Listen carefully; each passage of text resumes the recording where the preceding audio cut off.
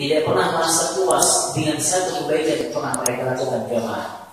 Ini sifat orang-orang yang mukmin sejati kepada Allah Subhanahu wa Ta'ala. Jadi satu amal soleh, kebaikan tidak akan membuat diri mereka bangga di hadapan Allah Subhanahu wa Ta'ala atau bangga di hadapan para kaum muslimin yang lain. Ya. Mereka senantiasa merasa kurang, belum puas dalam melakukan amal soleh kepada Allah Subhanahu wa Ta'ala. Wala tasagharat fi anfusihim sayyi'atun amarahum biha syaitan.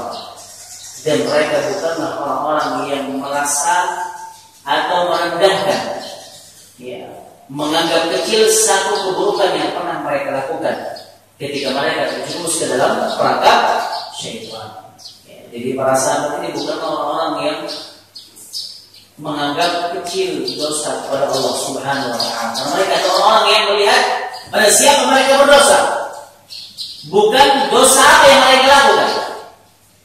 Jadi mereka itu bukan orang-orang yang melihat kecil atau besar dosa yang mereka perbuat, tapi yang mereka lihat adalah kepada siapa mereka berbuat dosa. Itu Allah Subhanahu wa Ta'ala.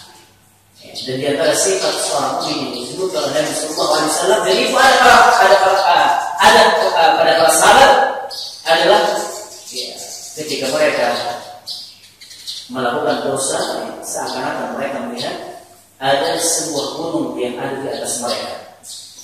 Jadi seorang mukmin adalah ketika mereka melakukan dosa kepada Allah Subhanahu wa Ta'ala, seakan-akan dosa yang dia lakukan seperti sebuah gunung yang ada di atas kepala mereka, yang suatu saat bisa menjatuhi mereka. Sebaliknya orang-orang yang fajir, orang-orang yang juga melakukan maksiat, adalah ketika mereka melihat dosa, seperti mereka melihat atau seperti dia melihat seekor lalat yang hinggap di batang hidungnya, kemudian dia melakukannya. Jadi seakan-akan tidak ada sesuatu yang terjadi. Ini sikap menggampangkan dosa dari orang-orang yang gemar berbuat maksiat kepada Allah Subhanahu wa Ta'ala, dan sikap ini adalah sikap yang sangat berlawanan dengan sikapnya para sahabat radhiyallahu ta'ala anhum wa ardhahum. Nah, ini pujian Imam Hasan Al-Basri kepada sahabat Nabi Sallallahu Alaihi Wasallam.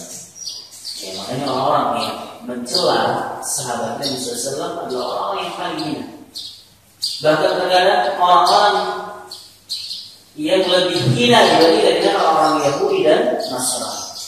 Kenapa orang Yahudi?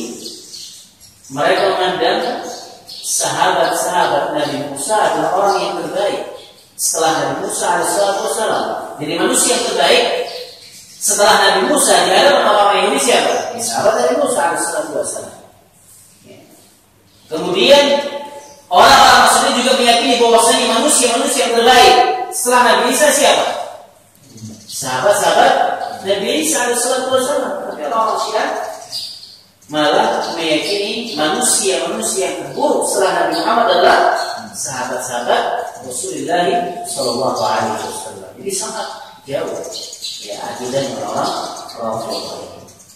Dan itu dikatakan oleh Al-Imam atau Syekhul Islam Ibnu Taimiyah rahimahullah ta'ala, bahwasanya orang-orang Yahudi dan Nasrani itu lebih utama dibandingkan dengan orang Syiah. Lamma qila lahum man khairu ahli millatikum, kepada orang Yahudi, siapa manusia yang terbaik di antara kalian? Mereka mengatakan ashabu Musa, sahabat-sahabat Nabi Musa. Lamma qila lin Nasara, dan tatkala orang Nasrani ditanya man khairu ahli millatikum, siapa manusia terbaik setelah Nabi Isa alaihi wasallam, mereka mengatakan ashabu Isa, kaum Hawariyin, kaum Hawariyun. Ketika orang Syiah ditanya siapa manusia yang terburuk setelah Muhammad sallallahu alaihi wasallam, mereka mengatakan ashabu Muhammadin sallallahu alaihi wa ala alihi wasallam. Jadi ini menunjukkan keburukan dan kehinaan ya akidah orang Syiah Rafidhah ya. Bahkan mereka lebih hina dibandingkan dengan orang Yahudi dan Nasrani. Ya, karena apa yang mereka yakini tidak masuk akal. Apa yang mereka yakini tidak masuk akal. Ya. Ketika mereka meyakini sebagian besar sahabat Nabi Sallallahu Alaihi Wasallam kubur, artinya Nabi Sallallahu Alaihi Wasallam gagal di dalam berdakwah. Ya. Dan itu tentunya tidak akan bisa menjadikan Islam ini akan kekal sampai saat ini, ya. Atau subur ya sampai zaman kita ini. Ya. Kalau seandainya Nabi kita Sallallahu Alaihi Wasallam gagal dalam berdakwah, ya. Jadi seakan-akan mereka yang menjatuhkan Rasulullah Sallallahu Alaihi Wasallam. Ketika mereka meyakini sebagai besar sahabat Nabi SAW telah keluar dari Islam. Ya. Nah, ya. Sampai berapa? Sudah. Sepuasnya dia, Masya Allah. Unlimited ya. Unlimited. Jadi kita baca sedikit lagi, Insya Allah nanti kita akan sisakan waktu untuk tanya jawab. Ya. Kita akan menjelaskan tentang kesimpulan ketiga ayat tadi. Ya. Nah, kalau kalian Allah Taala berkata tulis di hadis ayat, Anna Allah Subhanahu Wa Taala asna al muhajirin wal ansar. Dalam ayat ini Allah Subhanahu Wa Taala memuji golongan muhajirin dan ansar. Ya. Wa wasahum bisabqi al khairat. Dan mereka adalah orang yang paling dahulu melakukan kebaikan. Ya, jadi orang yang paling terdepan. Ya, dan senantiasa berlomba-lomba berkompetisi untuk melakukan kebaikan. Ya. Dan itu ada pada orang-orang kaya di antara mereka dan orang miskin. Jadi dua-duanya berlomba untuk mendapatkan pahala dari Allah Subhanahu Wa Taala. Ya, sebagaimana pernah orang-orang fakir di antara mereka datang kepada Nabi Sallallahu Alaihi Wasallam. Ya, fuqara di kalangan mereka datang kepada Rasulullah Sallallahu Alaihi Wasallam. Kemudian mereka mengatakan, ya Rasulullah, zahaba ahli butur bil ujur. Wahai Rasulullah, orang kaya. Ya. Mereka datang membawa pahala yang luar biasa. Ya. Yusalluna kama nusalli. Mereka salat sebagaimana kami salat. Ya. Wa yasumun kama nasum. Dan mereka berpuasa sebagaimana kami berpuasa. Namun ada perkara-perkara yang belum bisa kami lakukan, mereka bisa lakukan oleh Rasulullah. Mereka bisa berinfak di jalan Allah, kami tidak bisa oleh Rasulullah karena kami tidak punya harta. Ya. Jadi orang fakir di antara mereka itu iri. Bukan ini ghibah namanya ya. Ya, iri yang baik. Karena mereka tidak bisa berinfak di jalan Allah Subhanahu Wa Taala. Ya. Kalau sholat kita bisa, mereka juga bisa oleh Rasulullah. Ini kan nggak ada. Seakan-akan mereka mengatakan nggak ada kondisi yang seperti wahai Rasulullah. Ya. Tapi apa yang mereka keluhkan, ya, kepada Nabi Sallallahu Alaihi Wasallam, ya, bukan untuk sesuatu yang berkaitan dengan perkara dunia. Ya. Mereka ingin dapatkan kemuliaan di sisi Allah Subhanahu Wa Taala, ingin dapatkan pahala yang lebih banyak. Ya. Di sisi Allah Jalla Jalaluhu. Ya, kemudian Nabi Sallallahu Alaihi Wasallam mengatakan, ya, apabila kau atau kalian ini menjadi seperti mereka, mendapatkan pahala sebagaimana apa yang mereka dapatkan, Nabi SAW mengatakan, "Tusabbihuna wa tuhamiduna wa tukabbiruna 33 fi duburi kulli shalah." Ya. Kalian bisa bertasbih, bertahmid, bertakbir sebanyak 33 kali di setiap kalian usai melaksanakan sholat fardu. Kalau kalian melakukan ini, insya Allah pahala kalian akan sama dengan mereka. Ya, sama pahala kalian. Jadi harta yang kalian tidak miliki akan tertutupi dengan pahala zikir kalian ini. Ya, atau pahala infak yang tidak bisa kalian dapatkan akan kalian dapatkan dengan pahala berzikir kepada Allah Subhanahu Wa Taala. Kemudian beberapa hari kemudian orang-orang kaya dengar apa yang diamalkan oleh orang miskin tadi. Akhirnya orang-orang kaya pun mengamalkan apa yang diamalkan oleh orang miskin tadi. Ya, mereka juga kembali lagi yang pakai ini, fuqara ini mengadu kepada Nabi Sallallahu Alaihi Wasallam. Ya, jadi mereka sedang ketinggalan. Ya, mereka ingin menjadi orang yang terdepan dalam kebaikan. Ya. Wah Rasulullah, sekarang orang kaya ini ikut-ikutan, ya, melakukan amalan yang kami lakukan. Ya. Kemudian Nabi Sallallahu Alaihi Wasallam mengatakan, "Dzalika fadlullahi yu'tihi man yasha." Itulah keutamaan yang Allah berikan kepada orang-orang yang Allah dan setelah ini mereka tidak mengulangi kepada Nabi Sallallahu Alaihi Wasallam. Ya. Bagaimana mereka tasawuf, berkompetisi, berlomba-lomba dalam melakukan kebaikan. Tidak hanya orang-orang yang memiliki hati yang tenang saja. Kalau kita kan hati yang tenang, orang-orang yang terpenuhi kebutuhannya saja. Ya. Dari golongan orang kaya dan miskin, kedua-duanya berlomba-lomba untuk mendapatkan pahala di sisi Allah Subhanahu wa Ta'ala. Ya. Wa akhbar annahu qad radiyallahu anhum, dan dalam ayat tadi Allah Subhanahu wa Ta'ala mengabarkan bahwa mereka adalah orang yang diridhai oleh Allah Jalla Jalla. Wa 'adda lahum jannat, dan mereka adalah orang yang mempersiapkan surga. Ya. Wa wasafa bil tarahum fi ma bainahum, dan mereka adalah orang yang saling menyayangi di antara mereka. Ini sifat para sahabat Nabi Sallallahu Alaihi Wasallam. Dan ini adalah manhajnya para sahabat Nabi Sallallahu Alaihi Wasallam, at-tarahum bainahum, saling berkasih sayang di antara mereka, di antara sesama muslim. Karena muslim satu dan muslim yang lain seperti satu tubuh, ya, seperti satu bangunan, sebagaimana yang disebutkan oleh Nabi Sallallahu Alaihi Wasallam. Ya. Wa syiddatu 'ala al-kufar, mereka adalah orang keras kepada orang kafir. Wa wasalu bi kasratil ruku' was sujud, dan mereka adalah orang yang banyak bersujud, banyak rukuk kepada Allah Jalla Jalla. Wa salahul qulub, ya, dan mereka memiliki hati yang baik. Wa annahum yu'rafuna bisimat ta'at wal iman. Ya, dan di antara tanda para sahabat adalah orang-orang yang memiliki ketaatan yang luar biasa dan keimanan yang luar biasa kepada Allah Jalla Jalla dan kepada Rasulullah sallallahu alaihi wasallam. Wa anna Allah ikhtarahu bi suhbati nabiyyi liyadhiqa bihim a'dahu al-kuffar. Dan Allah memilih mereka untuk menemani Nabi sallallahu alaihi wasallam agar orang-orang kafir itu murka, marah, kesal, ya, atau musuh-musuh Allah Subhanahu wa Ta'ala, ya, marah ketika mereka melihat para sahabat ini yang memiliki keteguhan iman yang luar biasa, yang menemani Nabi Sallallahu Alaihi Wasallam. Ya. Kama wasal al-muhajirin bitarki awtanihim wa amwalihim min ajlillah wa nusrati dinihi. Dan Allah juga bersifat di orang muhajirin ketika mereka meninggalkan, ya, negeri-negeri mereka dan meninggalkan harta, ya, untuk menolong agama Allah Subhanahu wa Ta'ala. Wa ibtigha'a fadlihi wa ridwanihi, dan untuk mendapatkan ridwan Allah Jalla Jalla. Wa annahum shadiquna fi dzalik, dan mereka ketika berhijrah dari Mekah ke Madinah dengan keimanan yang benar, sebagaimana persaksian Allah Subhanahu wa Ta'ala dalam ayat tadi. Ya. Wa wasafa al-ansar bi annahum ala dar hijrah wa nusrah. Ya. Dan Allah mensifatkan al-ansar sebagai ahli dar hijrah wa nusrah. Ya. Wal iman as-sadiq, memiliki iman yang benar. Wa wasafu bi mahabbati ikhwani al-muhajirin. Ya. Dan mereka adalah orang yang mencintai saudara-saudara mereka dari golongan muhajirin karena Allah Subhanahu wa Ta'ala. Ya, jadi nggak pandang bulu, ya. Wa idahim ala muslim, dan terkadang mereka lebih mengutamakan orang muhajirin dibandingkan dengan diri mereka sendiri. Ya. Wa wasatihim lahu wa salamatihim min asy-syuh, dan mereka adalah orang yang selamat dari, ya, sifat pelit.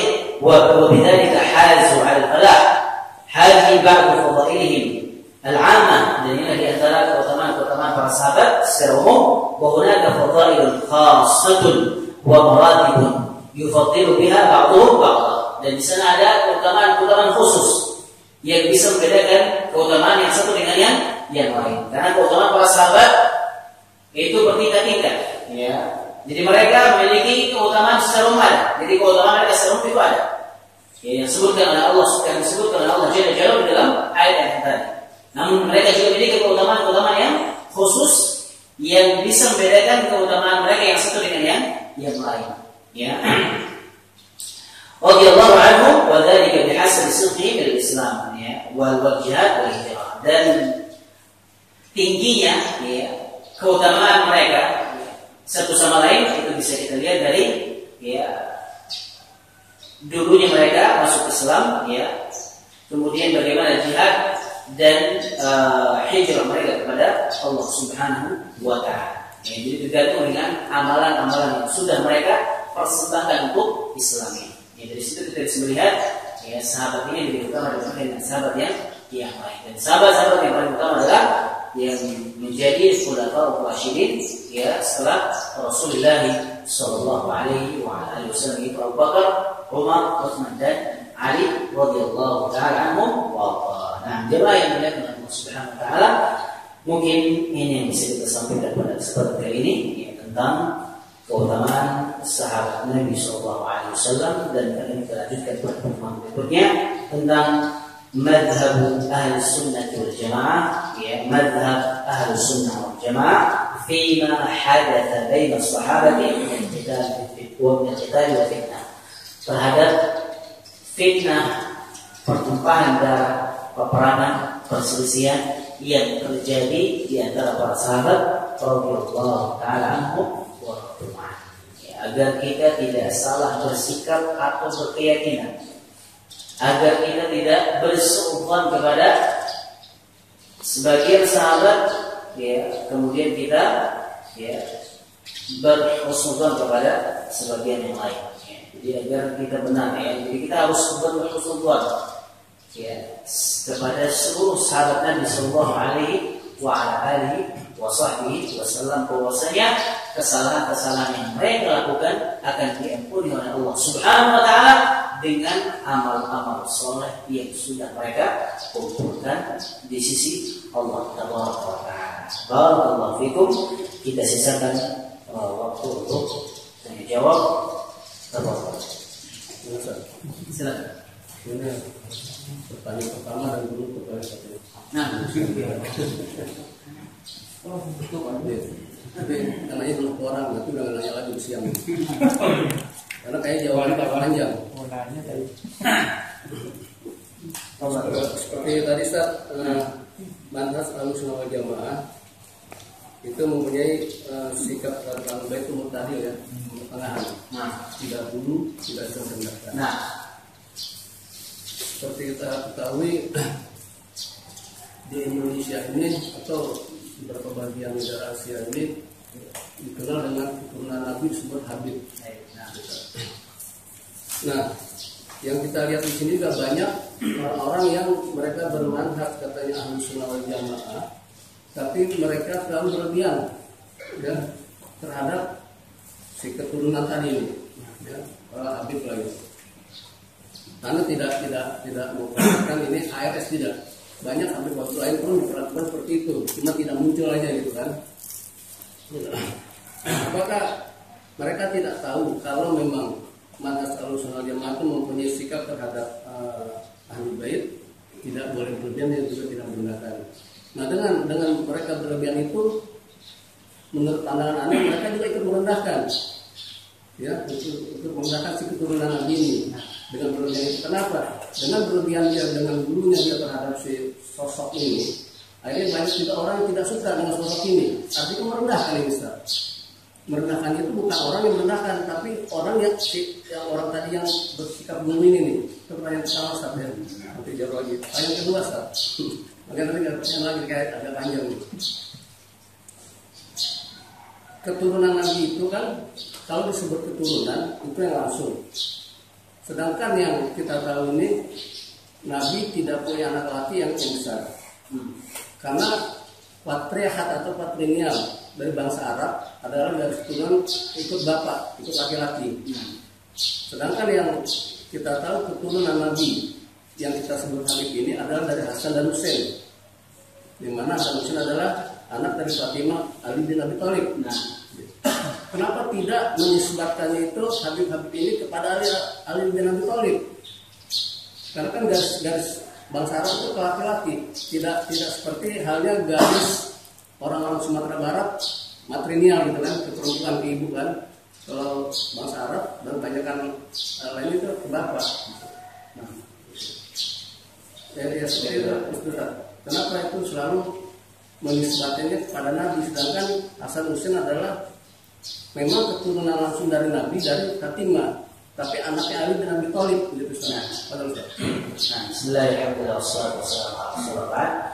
Jadi yang pertama adalah tentang sikap berlebihan para pengikut, ya, orang-orang yang mereka adalah keturunan keluarga Nabi Sallallahu Alaihi Wasallam. Nah, di zaman kita ini sekarang kan lagi marak ada ya, dan yang paling tinggi, ya, yang dijadikan sebagai imam besar, beliau adalah seorang manusia biasa dan beliau terkadang melakukan kesalahan dan kekhilafan, ya, kadang salah kadang benar. Namun yang kita lihat sekarang tidak ada dari ucapan atau mulut para pengikutnya yang mengatakan bahwasanya beliau melakukan kesalahan. Untuk pernah dengar nggak? Pernah dengar nggak? Ya, seakan-akan apa yang beliau lakukan semuanya benar. Dan ini menjatuhkan mereka sesungguhnya. Ya. Jadi sikap yang seperti seakan-akan menjatuhkan beliau. Ya.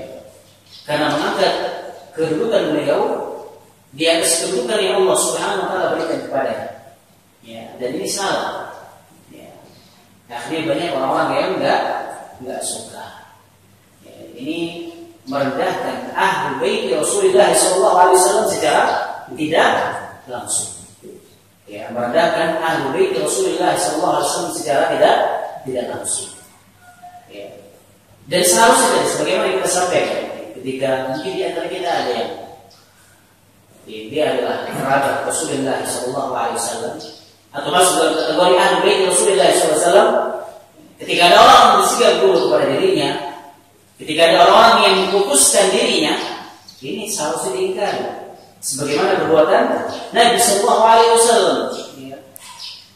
Sebenarnya orang soleh itu tidak senang diberikan julukan-julukan yang terbaik, tapi tidak senang. Ya, sebagaimana yang dilakukan Nabi SAW, sebagaimana juga dilakukan oleh Ali radhiyallahu anhu, dan sebagaimana yang diperlihatkan oleh ulama salaf. Ya. Ketika mereka dipuji, mereka langsung membantah. Mereka langsung membantah. Ya. Namun kenapa nama-nama julukan-julukan atau gelar-gelar terbaik itu masih sampai saat ini Syekhul Islam, ya, Majduddin misalkan, ya, apalagi gelar-gelar seperti itu, ya, Habrul Ummah. Kenapa gelar-gelar terbaik seperti itu masih ada sampai saat ini? Karena mereka sudah tidak ada. Ya. Dan itu memang ada sekarang, tapi ketika mereka masih itu mereka nggak mau dibilang seperti itu, nggak suka. Dari Imam Nawawi rahimahullah ta'ala Muhyiddin, beliau nggak suka dibilang seperti itu. Orang yang menghidupkan agama, dia langsung diingkari pada saat itu. Kalau sekarang orang dipuji malah tambah bangga, malah tambah senang. Ya. Dan ini salah, ini merendahkan secara tidak langsung. Ya. Dan ini sudah menyelisih agama Allah Subhanahu wa taala. Ya. Dan menyelisih orang yang terbaik, ya, dari makhluk-makhluk Allah Jalla Jalla, yaitu Muhammad sallallahu alaihi wasallam. Jelas Rasulullah SAW mengingkari, membantah ketika ada para sahabat yang memanggil beliau dengan sebutan ya khairana, orang yang terbaik di antara kami, wa ibna khairina, dan putra yang terbaik di antara kami, atau putra orang yang terbaik di antara kami, ya sayyidina wa ibna sayyidina. Rasulullah SAW langsung mengatakan qulu biqaulikum aw ba'd biqaulikum wa la yastahwiyannakum syaitan innama ana 'abdun wa rasul. Jangan kalian memanggilku seperti itulah, ya. Panggillah dengan panggilan yang biasa. Panggilan Allah Subhanahu wa taala kepada apa itu? Abdullah dan Rasul Allah Jalla Jalla. Karena kalau enggak, setan akan membuat itu, ya, akan menjadikan pintu itu sebagai celah. Ya. Para sahabat bersikap berlebihan kepada Rasulullah Sallallahu Alaihi Wasallam. Dan kesyirikan yang terjadi pertama kali di atas muka bumi ada kenapa? Karena sikap berlebihan seseorang kepada atau orang-orang kepada orang-orang yang diputuskan, orang-orang soleh. Sebagaimana yang terjadi di masa Nabi Nuh alaihissalatu wassalam, kepada orang-orang soleh yang bernama Hud. Suwa', Yahud, Ya'uq dan Nasra. Ini kan tadinya orang-orang soleh dari kaum Nabi Nuh alaihissalam. Ya. Awalnya untuk menyemangati orang-orang yang meninggalkan beribadah kepada Allah Jalla, yang ditaruh cuma foto-fotonya doang. Kita lihat foto mereka orang-orang soleh, kita lebih semangat untuk beribadah. Itu awalnya. Generasi ini meninggal semakin jauh dari sumber yang sebenarnya. Muncul generasi berikutnya, akhirnya setan kembali membisikkan yang lain. Ya, itu bukan hanya sekedar untuk pajangan doang, tapi ada pengaruhnya. Akhirnya dibuatlah patung, ya. Kemudian patung, ya belum disembah sampai kemudian patung sulit disembah selain Allah Subhanahu wa Ta'ala. Kemudian Lata, Uzza dan Manat juga merupakan orang-orang soleh. Ya. Yang dijadikan sebagai patung-patung orang-orang musyrikin jahiliyah. Ya. Jadi kesyirikan yang pertama kali terjadi di atas muka bumi karena sebab apa? Sikap berlebihan kepada orang-orang soleh. Jika Allah itu tidak ditutup, diingkari oleh orang soleh tersebut. Ya. Nah, itu yang pertama ya. Kemudian yang kedua tentang nasab. Ya. Tentang nasab. Memang kalau kita mengatakan keturunan Nabi Sallallahu Alaihi Wasallam harus dari jalur yang laki, tapi ahlu baiti, ya, jadi keluarga Rasulullah Sallallahu Alaihi Wasallam. Tapi kalau cucu tidak termasuk sebenarnya. Tapi kalau secara langsung nasabnya enggak. Kalau cucu memang tidak langsung kan? Ya, kalau cucu iya. Ya. Darah iya, karena ada darah Fatimah di situ kan. Tapi kalau nasab langsung sampai kepada Nabi Sallallahu Alaihi Wasallam, ini yang kita pertanyakan. Ya, karena sudah terputus dari Fatimah. Ya, dan Nabi SAW tidak memiliki anak laki-laki, itu semuanya meninggal. Jadi mungkin di antara hikmahnya, ya. Kenapa Allah Jalla mewafatkan seluruh anak laki-laki Rasulullah Sallallahu Alaihi Wasallam? Ya. Jadi yang masih adalah keluarga Rasulullah Sallallahu Alaihi Wasallam, dzurriyyah. Ya, anak keturunan cucu dari Rasulullah Sallallahu Alaihi Wasallam. Dan ini kita akui bahwa mereka memiliki keutamaan. Ya. Sebagaimana disebutkan banyak oleh Rasulullah SAW dalam hadis-hadisnya. Kemudian di doa-doa yang sering kita baca dalam salat-salat kita. Ya, ketika kita duduk dalam duduk tahiyat. Ya. Dan kita mendoakan keluarga Rasulullah Sallallahu Alaihi Wasallam ketika mereka istiqamah di atas syariat Allah Subhanahu wa Ta'ala, menjalankan sunnah Nabi Sallallahu Alaihi Wasallam. Kita harus doakan mereka. Kita harus memuliakan mereka. Ya, kita harus memuliakan mereka. Namun ingat, nasab itu pun tidak boleh kita anggap sebagai sesuatu yang akan bisa memaksudkan dirinya atau bisa menyebabkan diri masuk ke dalam surga Allah Subhanahu wa Ta'ala. Dan Nabi Sallallahu Alaihi Wasallam pernah memberikan peringatan kepada orang-orang Quraisy, ya, atau keluarga beliau Sallallahu Alaihi Wasallam. Ya, ketika Nabi mengatakan, ya, ishtaru bi anfusikum, la ughni ankum min Allah syai'an. Wahai keluarga, ya, yang memiliki kekerabatan denganku, tolonglah diri kalian sendiri. Sesungguhnya tidak akan bisa menolong kalian di hadapan Allah Subhanahu wa Ta'ala. Yang bisa menyelamatkan kalian adalah amalan kalian sendiri. Ya Safiyah ta'amal Rasulullah. Ya Abbas Muhammad Nabi Sallallahu Alaihi Wasallam. Ya Fatimah bintu Muhammad Sallallahu Alaihi Wasallam. Wahai Fatimah, kata Nabi SAW, putra Muhammad, salini min mali syai'an, ma syi'ti, la ughni anki min Allah syai'an. Kalau masalah harta silakan, engkau minta sepuasnya kepada. Dan untuk